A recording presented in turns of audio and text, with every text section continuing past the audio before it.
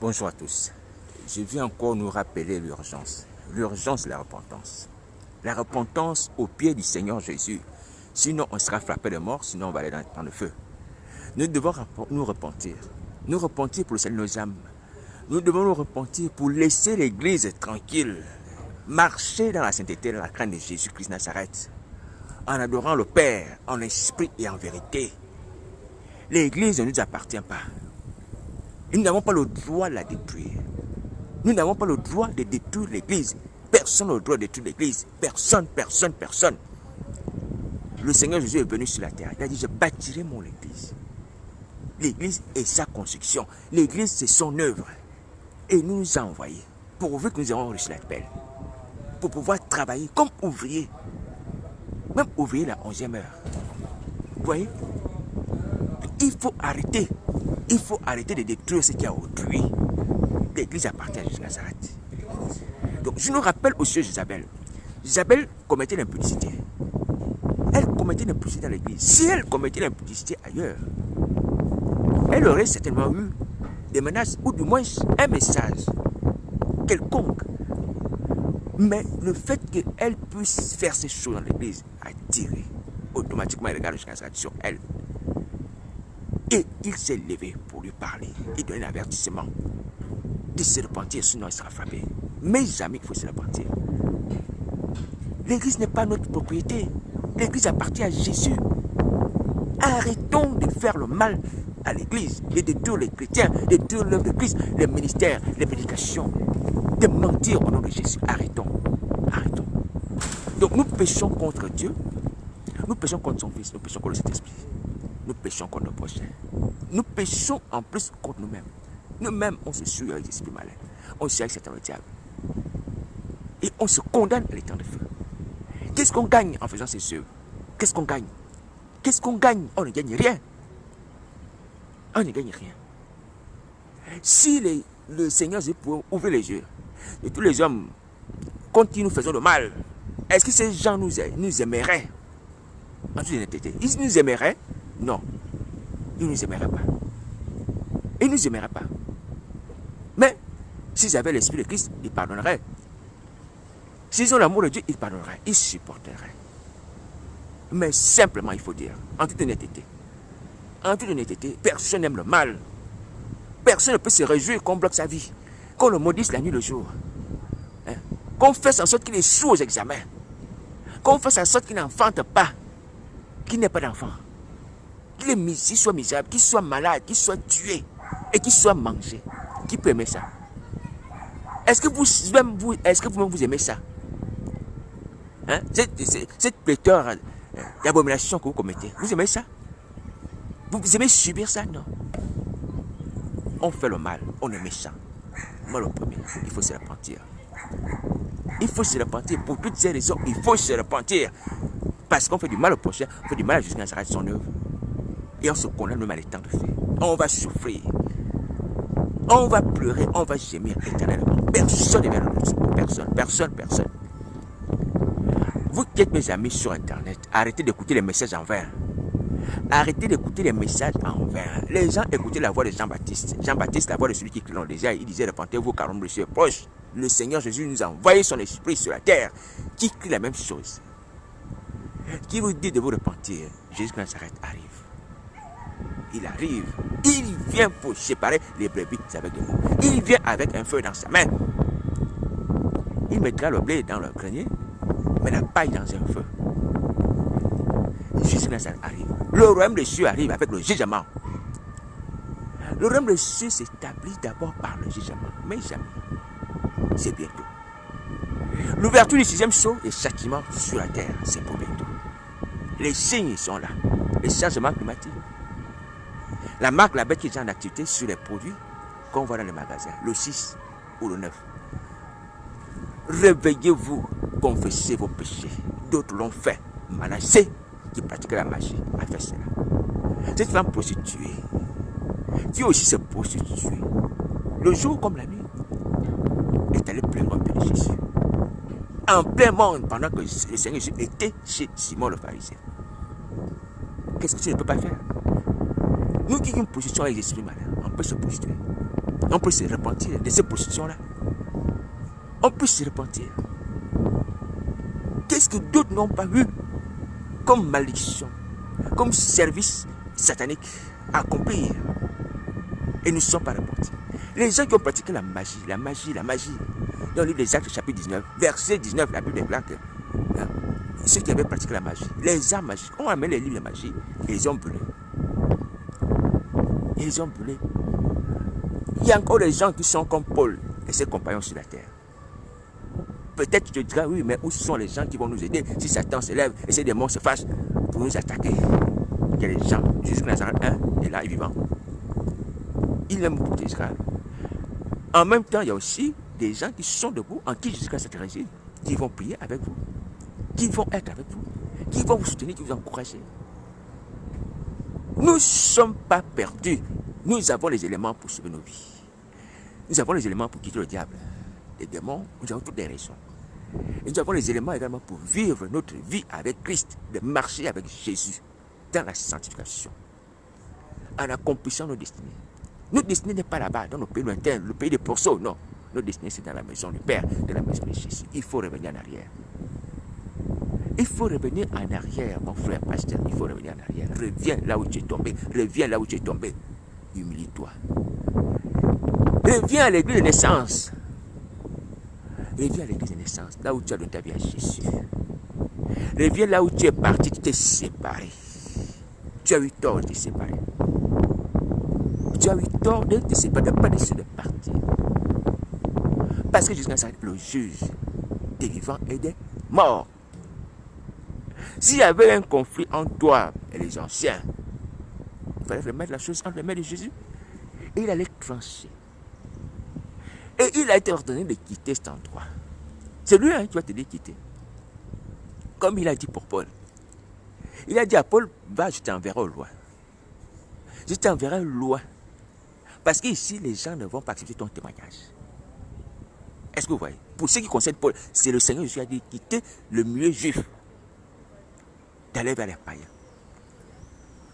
Est-ce que vous entendez? Ce n'est pas à toi de prendre la décision de quitter la maison mère, l'église mère. C'est Jésus qui doit te dire de quitter. Parce que il y a un complot contre toi. Peut-être parce que, voilà, les gens là-bas se sont détournés, pratiquent l'idolâtrie. Nous sommes serviteurs de Jésus. Et nous devons nous soumettre à lui. Dans tout ce que nous faisons, mes amis. Même si là-bas où tu es, tu as créé, entre griffes, une église. Un ministère, il y a des âmes, des gens qui louent, qui adorent Jésus. Mais tu fais ça avec la magie, avec la sorcellerie, tu envoûtes les gens.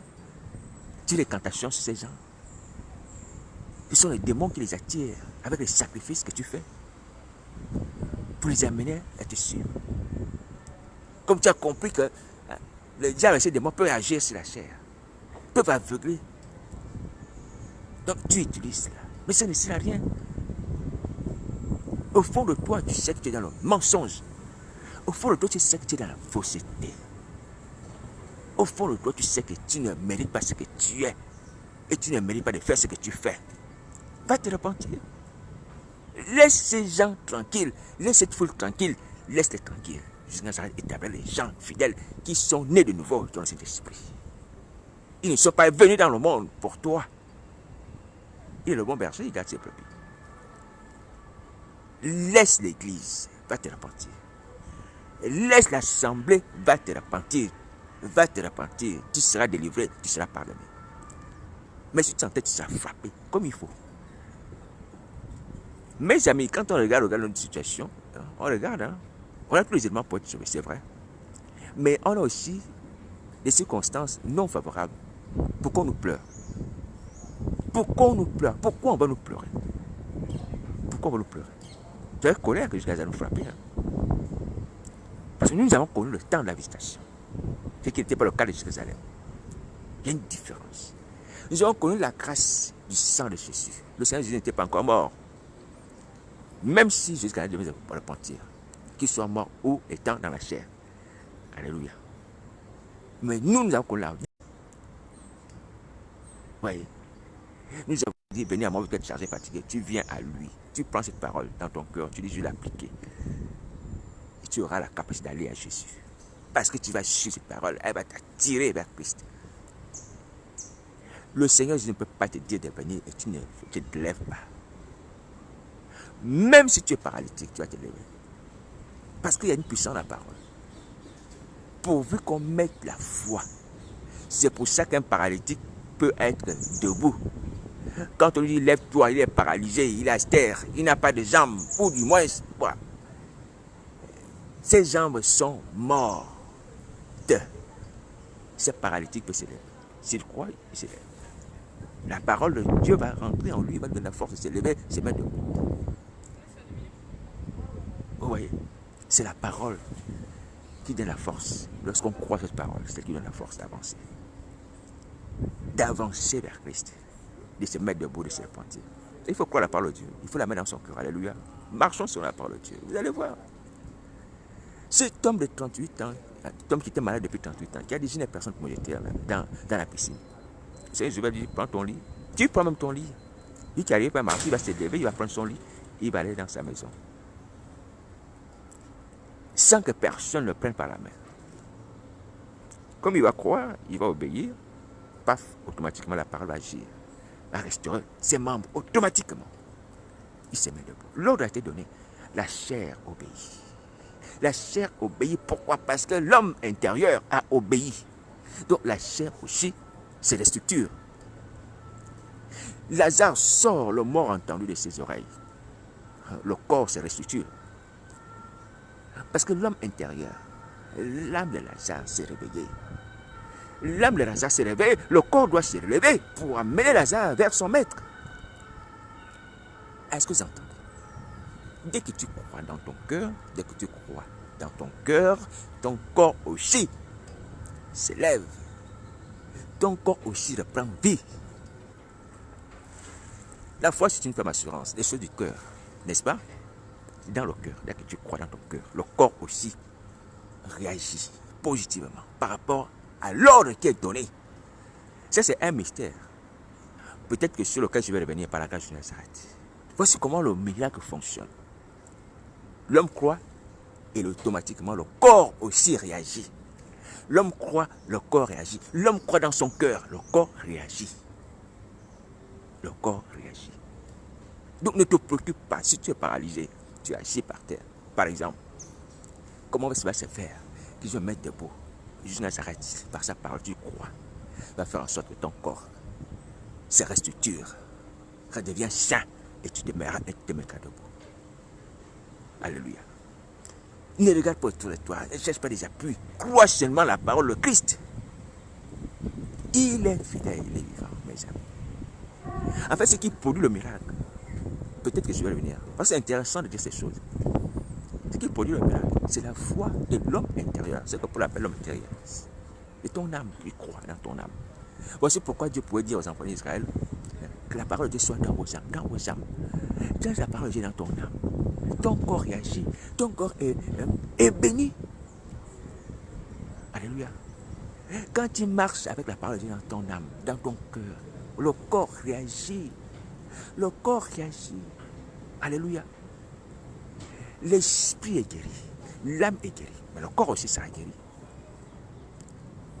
Le corps a la foi. Enfin, le corps est dépendant de ce que l'homme pense intérieurement. C'est nous qui avons la foi. Et à travers notre foi, notre corps réagit. Alléluia. La foi a une parole qui nous est donnée, qui vient de Jésus, pas d'un homme. Pas d'un homme. Pas une parole de sélection. Non, une parole vraie. Le Seigneur Jésus a dit, si nous confessons nos péchés, il nous délivre de la sorcellerie. Tu prends cette parole, tu la mets dans ton cœur. Au moment où tu vas commencer à confesser les péchés, paf, l'esprit malin va quitter. Je te dis la vérité, comme la lèpre avait quitté les 10 lépreux. Au moment où tu vas commencer à confesser les péchés, l'esprit malin qui va te quitter, comme la lèpre est partie du corps des 10 lépreux. La lèpre est partie du corps des 10 lépreux, parce qu'ils ont cru dans leur cœur. Dans leur cœur, il y avait cette parole, la parole de Jésus qui disait, allez vous montrer au sacrificateur, allez vous montrer au sacrificateur. Et le corps a réagi en chemin. Dieu a agi sur le corps. Ils ont frotté quelque chose? Non, ils n'ont rien frotté. Ils n'ont rien frotté. Dès qu'ils ont cru dans leur cœur, La guérison s'est opérée sur le corps. Ne te préoccupe pas de comment les choses vont se faire. Même si c'est la position démoniaque, c'est vrai, l'attaque l'âme ou le corps, peu importe, là où c'est tout le démon. Dès que tu crois dans ton cœur, tu crois dans ton cœur, dans ton âme, que Jésus Nazareth est Seigneur, qui peut pardonner mes péchés, je confesse mes péchés à Jésus. Tu as cette foi en toi. Lui fait le reste, il libère ton corps, ton âme, toute position démoniaque partout, c'est tous les esprits malins. Est-ce que tu entends? Je vais revenir encore sur cette affaire. Hein? C'est comment le miracle se produit en nous, par la grâce de Jésus Nazareth. Alléluia. Afin que nous soyons rassurés par rapport au fait que nous n'avons pas de combat à mener contre les possessions démoniaques en nous. Nous avons juste la responsabilité de confesser nos péchés. C'est ça notre combat, de parler à Jésus. Et de croire dans nos cœurs qu'on aura le pardon des péchés. On confesse ses péchés parce qu'on croit qu'on a le pardon. On confesse ses péchés pour l'apparence. Attention, le fils prodigue croyait que son père allait lui pardonner. Il a eu foi, et sa foi n'a pas été vaine. Il a été récompensé. Le père a pardonné, il a purifié, lavé. Il a rhabillé. Donc, quand on confesse ses péchés, il ne faut pas aller douter. Il ne faut pas aller douter, il ne faut pas avoir le doute dans son cœur. Il faut avoir la foi également qu'on a le pardon. Alléluia. Peu importe la nature de nos péchés, je vous dis aujourd'hui, le Seigneur Jésus a décidé que si on confesse nos péchés, il nous libère. Donc ne doute pas parce que tu as commis un tel type de péché. Il est capable aujourd'hui. Et il promet de pardonner. Je vous dis la vérité. Bon courage. S'il y a besoin d'aide, mon numéro de téléphone c'est le 0758 41 711. Certainement, je vais revenir encore sur notre responsabilité par rapport à la foi et la réaction du corps par rapport à la délivrance. C'est important de comprendre ces choses. Si ça nous libère d'un certain poids, le poids de se dire que non, bon, je vais avoir des combats à mener, je vais avoir des choses à faire sur moi. Non, à partir du moment où tu pries, tu es possédé, tu n'as pas de force. Donc, c'est quelqu'un qui te domine. Comme Jonas était devant le poisson, qui n'a pas de capacité. Mais ayant la capacité de Jonas, de confesser nos péchés, de demander l'aide de l'Éternel des armées, on sera délivré. C'est tout. Et le poisson vomit Jonas. Alléluia. Jonas chapitre 2, verset 2. L'Éternel, Jonas pria dans le ventre du poisson. Jonas pria dans le ventre du poisson. Alléluia. Bon courage. S'il y a besoin d'aide, tu m'appelles, on va prier. Les gens de France, d'ailleurs, de mon pays de naissance, il faut se repentir. Il faut se repentir, c'est l'urgence. C'est l'urgence, c'est l'urgence, c'est l'urgence. Il faut se repentir. Merci.